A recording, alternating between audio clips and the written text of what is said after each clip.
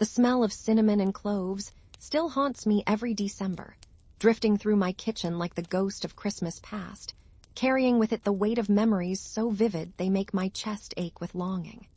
It was 1997 when everything changed, when the familiar rhythm of our family Christmas was broken by absence, leaving a hollow space at our dinner table that no amount of food could fill.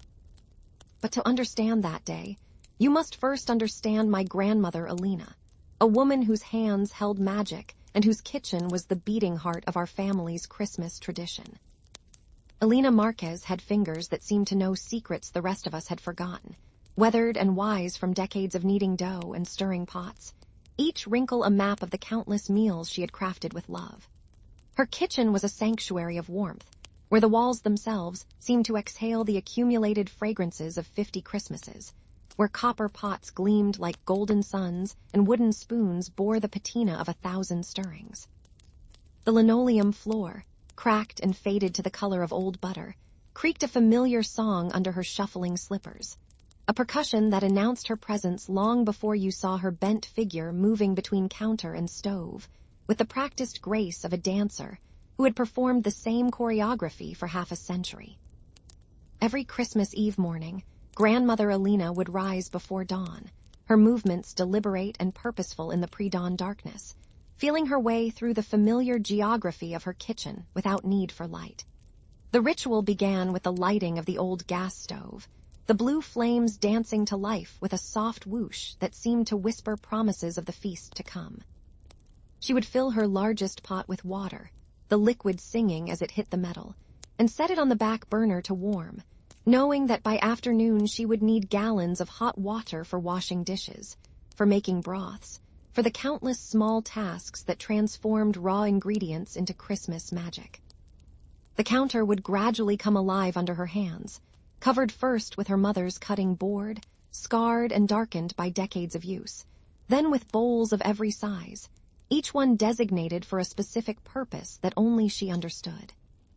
The smallest bowl, no bigger than a child's palm, was always reserved for her secret blend of spices, a mixture she had learned from her own grandmother in the mountains of Andalusia, where the air tasted of olives and the sun painted everything the color of honey. The medium bowls would hold chopped onions and garlic, diced so fine they looked like scattered pearls, while the largest bowl, a ceramic giant painted with faded blue flowers, would cradle the rising dough that would become her legendary Christmas bread. As the kitchen filled with the pale gray light of early morning, Alina would begin the delicate work of preparing the sofrito, the aromatic base that would give life to every dish that followed. Her knife would dance across the cutting board in a rhythm as steady as a heartbeat, reducing tomatoes to a chunky crimson pulp that released the smell of summer gardens into the winter air. The onions would follow, their sharp bite making her eyes water, but she never complained, knowing that tears were just another ingredient in the alchemy of cooking, salt to season not just the food but the memories being created. The garlic came next, each clove peeled with reverence and minced so carefully that every piece was exactly the same size, because Alina believed that uniformity in the small things created harmony in the greater dish. She would warm olive oil in her oldest pan, a cast iron skillet her husband had bought her as a wedding gift 60 years before, and the oil would shimmer like liquid gold as it heated, waiting to embrace the aromatic trinity that would transform it into something magnificent. The onions went in first, their sizzle creating a percussion that filled the kitchen with anticipation, followed by the garlic, which would perfume the air with its pungent promise, and finally the tomatoes, which would bubble and reduce into a thick, ruby-colored paste that held within it the concentrated essence of her love. While the sofrito simmered, sending tendrils of steam toward the yellowed ceiling, Alina would turn her attention to the meat, selecting each piece with the care of a jeweler choosing diamonds. The pork shoulder would be marbled with just enough fat to keep it moist during the long, slow cooking that awaited it, while the beef chunks would be deep red and firm, promising to become tender and succulent under her patient ministration. She would season each piece by hand, rolling it between her palms with salt and pepper and her secret spice blend, the friction warming the meat and awakening the seasonings, coating each morsel in a fragrant embrace that would penetrate deep into the flesh during cooking. The sound of meat hitting hot oil was always the same, a violent hiss followed by the deep, rich aroma of browning protein, a smell that spoke of comfort and abundance and the promise of satisfaction to come. Alina would never rush this step, allowing each piece to develop a golden crust that would lock in the juices and provide a textural contrast to the tender interior that would develop during the hours of slow cooking that lay ahead. She would turn each piece with deliberate care, using a wooden spoon worn smooth by decades of stirring, ensuring that every surface achieved the same perfect caramelization that would give depth and complexity to the final dish. As the meat finished browning, the kitchen would begin to fill with the voices of arriving family members, drawn like moths to the flame of Alina's cooking. My mother Carmen would be the first to appear, her heels clicking on the linoleum as she rushed to kiss Alina's cheek and ask how she could help, though we all knew that Alina preferred to work alone, that her Christmas magic was a solitary art that couldn't be delegated or shared. My father Roberto would follow, his deep voice booming as he declared that the smells alone were worth the drive from our house across town, and Alina would smile and shoo him away from the stove, knowing that his enthusiasm was matched only by his complete inability to cook anything more complicated than toast. My uncle Miguel would arrive next with his wife Sofia and their 3 children, the house suddenly alive with the chaos of young voices and running feet, the children's excitement infectious as they tried to peek into every pot and taste every spoon, only to be gently but firmly redirected by Alina, who had learned long ago that a kitchen full of eager helpers was more hindrance than help. The men would eventually retreat to the living room, their voices creating a bass note harmony as they discussed politics and football and the state of the world, while the women would cluster in the kitchen, not to cook, but to absorb the warmth and companionship that seemed to radiate from Alina's presence like heat from a wood stove. By mid-morning, the house would be filled with the sound of Alina's Christmas bread rising, the yeast working its ancient magic to transform flour and water into something that would become the foundation of our feast. She made this bread only once a year, following a recipe that existed nowhere, but in her memory, passed down through generations of women who had trusted their hands and hearts more than any written instruction. The dough would double in size under a damp towel, its surface tight and smooth, occasionally releasing a bubble of fermentation that would pop with a tiny whisper, like the bread itself was breathing in anticipation of its transformation in the oven. The preparation of the vegetables was a meditation in itself, each carrot peeled and cut into precise diagonal slices, each potato scrubbed clean and quartered with mathematical precision, each bell pepper transformed into strips so uniform they looked like they had been cut by machine rather than by an old woman's trembling hands. Alina moved with economy of motion, wasting nothing, using every scrap and peel to create a rich stock that would simmer on the back burner all day, filling the kitchen with the deep, complex aroma of concentrated vegetables and bones that had been allowed to surrender their essence to the waiting water. The rice preparation was perhaps the most crucial element of Alina's Christmas dinner, a dish so simple in concept, yet so difficult to perfect that she had spent decades mastering its subtleties. She would rinse the grains until the water ran clear, each kernel individual and distinct, then toast them lightly in olive oil until they began to turn golden and release their nutty fragrance. The addition of the sofrito would transform the pale grains into jeweled amber, each one coated in the aromatic paste that would season them from within as they cooked. She would add the hot stock slowly, ladling it in with reverence, listening to the gentle simmer that told her the rice was happy, was absorbing the liquid and flavors at exactly the right pace.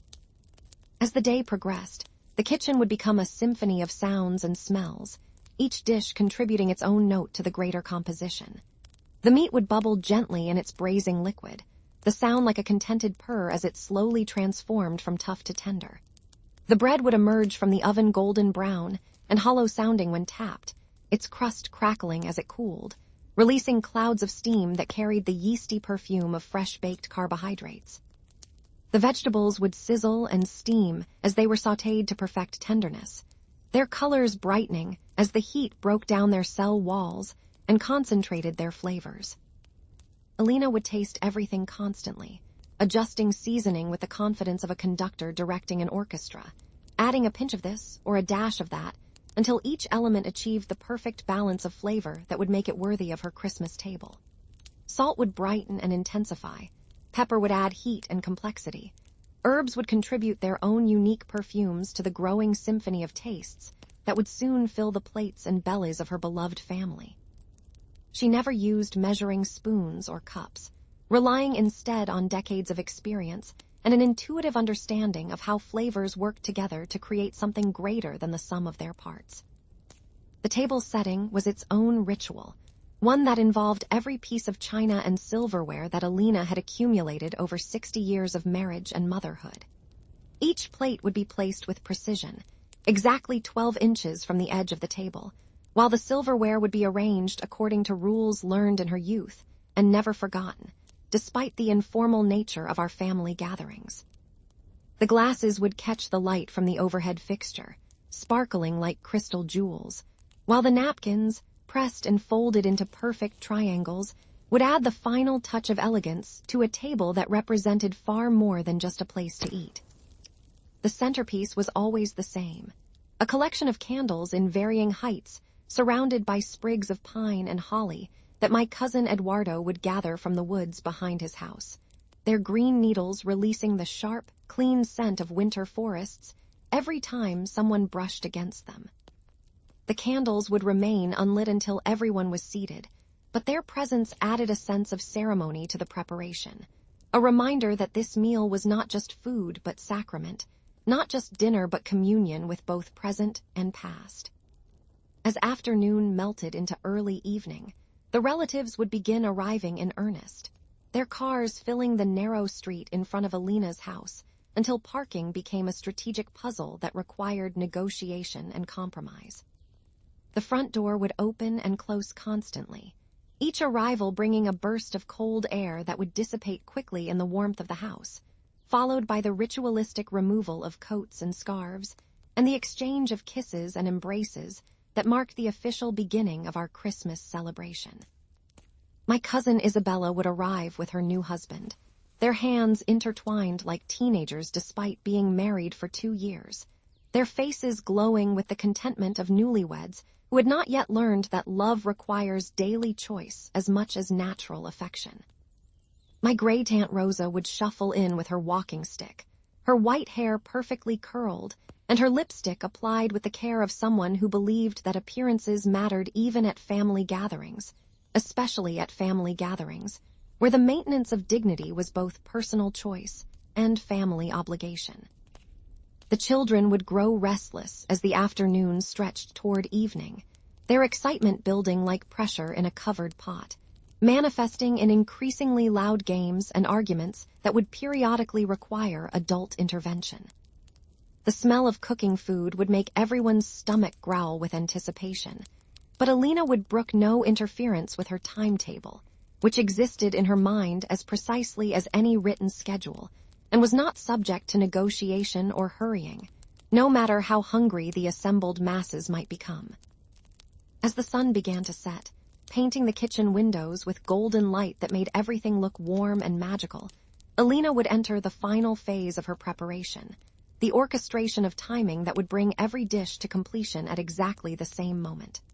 The rice would finish absorbing its liquid and be allowed to rest under a clean towel, steaming gently as the grains finished swelling to perfect tenderness.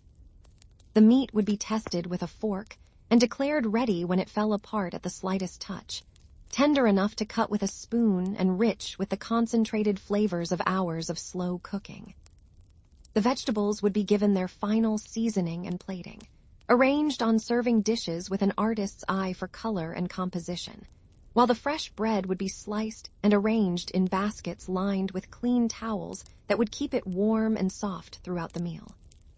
Alina would taste each dish one final time, making tiny adjustments that only she could detect, adding a final sprinkle of parsley or a last drops of lemon juice that would complete the flavor profile she carried in her memory like a perfectly preserved song.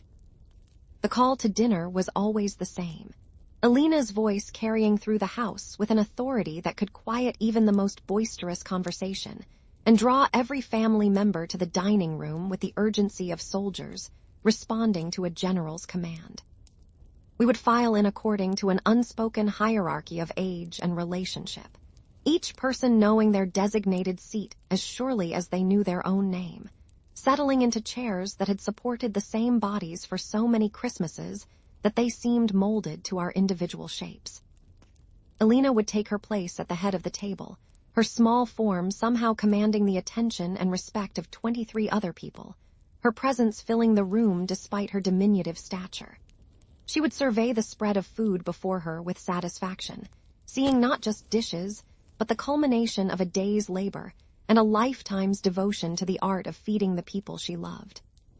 The candles would be lit with ceremony, their flames casting dancing shadows on the walls and filling the room with the warm, romantic light that made everyone look younger and more beautiful.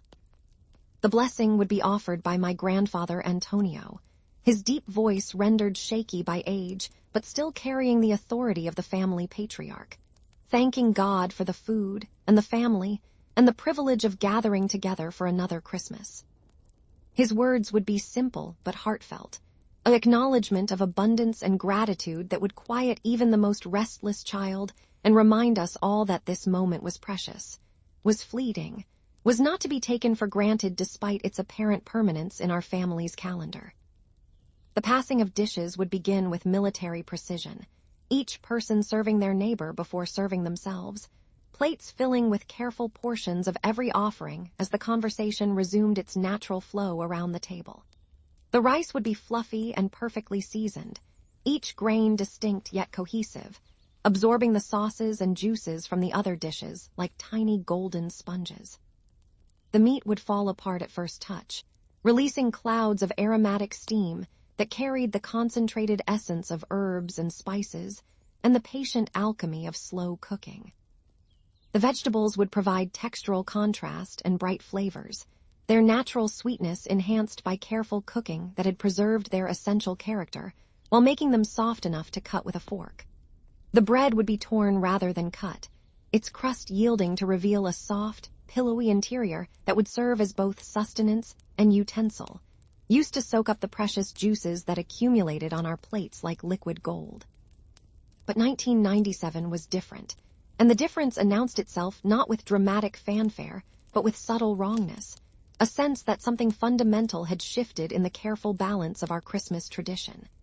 Alina had seemed tired during the morning preparation, her movements slower and less certain than usual, her hands trembling slightly as she performed tasks that had been automatic for decades. We had attributed her fatigue to age, to the natural slowing that comes with 83 years of life, but as the day progressed it became clear that something more significant was happening. The first sign was the sofrito, which lacked its usual depth and complexity, tasting somehow flat despite containing all the familiar ingredients in their proper proportions. Alina had stared at the pan with confusion, tasting and retasting, adding salt and pepper and herbs in increasingly desperate attempts to achieve the flavor that lived in her memory, but seemed to elude her grasp. She would look at us with eyes that held the first shadows of fear, asking if the sauce tasted right to us, seeking reassurance that her failing senses could no longer provide. The rice, her signature dish and the foundation of every Christmas dinner, emerged from the pot with an unfamiliar texture, slightly mushy in some places and undercooked in others, lacking the uniform perfection that had made it legendary in our family. Alina had stood over the stove with tears in her eyes, stirring frantically as if motion alone could correct what had gone wrong, but the grains had already absorbed too much liquid and could not be restored to their proper consistency. The meat, overcooked and stringy despite her careful attention, fell apart not with the tender surrender of proper braising, but with the defeated collapse of protein that had been pushed too far. The vegetables, some burned and others barely warmed through, reflected a timing that had deserted her after 50 years of perfect orchestration. Each dish carried the ghost of its former perfection, recognizable but somehow wrong, like a familiar song played in the wrong key. We ate anyway, of course, our plates filled with the same portions as always, our compliments flowing freely despite the obvious imperfections, because love demanded that we pretend not to notice, that we continue the fiction that everything was as it always had been. But Alina knew, her keen palate detecting every flaw despite our protestations, her proud heart breaking with the knowledge that her hands had finally betrayed the wisdom they had carried for so long. The conversation that night was more forced than usual, filled with longer pauses and more careful words as we all struggled to address the elephant in the room, the uncomfortable truth that our Christmas tradition was changing before our eyes, and that change was not necessarily improvement. The children ate without complaint, their young palates forgiving of imperfection, but the adults exchanged glances over their wine glasses that spoke volumes about the sadness they were trying to hide. Alina retired to her room immediately after dinner, claiming exhaustion, but really fleeing from the evidence of her decline, leaving the cleanup to willing hands that had always been available but never needed. The kitchen felt different without her presence, less warm despite the heat still radiating from the stove, less magical despite the familiar aromas that lingered in the air like incense in an abandoned church. We found her recipe box the next morning, tucked behind the flour canister where she had always kept it, its index cards yellowed with age and stained with decades of use. But the writing was fading, the measurements unclear, the instructions abbreviated in the way of someone who had never needed to explain what she knew by heart. Looking at those cards, we realized that Alina's recipes existed not on paper, but in her hands, in the muscle memory of motions repeated thousands of times, in the intuitive understanding of heat and timing and seasoning that could not be preserved in written form. The missing ingredient, we understood then, had not been in any of the dishes themselves, but in the confidence and certainty that had guided Alina's hands for so many years. The recipes were the same, the ingredients unchanged, but the artist was failing, her lifelong mastery beginning to slip away like sand through increasingly unsteady fingers.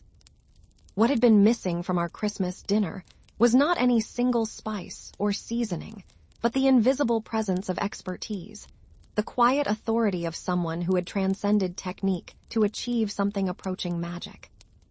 Alina lived for 3 more years, but she never cooked another Christmas dinner, passing the responsibility to my mother and aunts, who tried valiantly to recreate what they had never been taught, working from memory and guesswork, and the fading guidance of recipes that had never been complete to begin with. The food was good, certainly edible and even enjoyable, but it lacked the indefinable something that had made Alina's cooking transcendent, the mysterious alchemy that had transformed simple ingredients into something that nourished not just our bodies but our souls.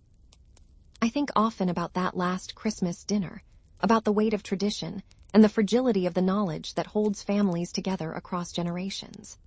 Alina's recipes died with her, despite our best efforts to preserve them, because what made them special could not be written down or taught, but only absorbed through years of patient observation and practice, through the slow accumulation of wisdom that comes from a lifetime devoted to the art of feeding the people you love. The house feels different now during Christmas preparations, filled with the same family members and similar smells, but lacking the gravitational center that Alina provided, the quiet authority that made everyone feel cared for and cherished and completely understood. We still gather, still eat together, still light the candles and say the blessing and pass the dishes with ceremonial precision,